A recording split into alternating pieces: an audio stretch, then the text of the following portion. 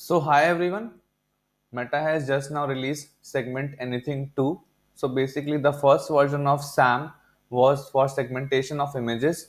Now extending its capabilities, they have extended it to videos as well. So now you can add different effects as you can see in the demo video added to the video and try out object detection with different objects in the image and the video. So let's get started. Let's try it out.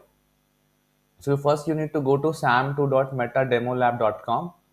This particular application is available to use for free, so you can try it out also. Even the weights and model is free, which has been open sourced by Meta. So after Llama 3.1, I assume this to be a very big release. So going with the demo video first, here you can change the video as well. You can upload yours also, or you can select from the other demo videos. So right now I'm using the video that is available as a demo. So I will be clicking on this football object. First you need to click on the object that you wish to track or like you wish to add an effect to. Now you can see that the object has been tracked.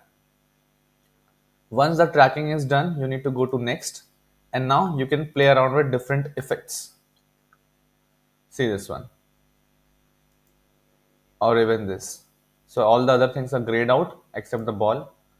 You can add text like this as well. Many effects have been given.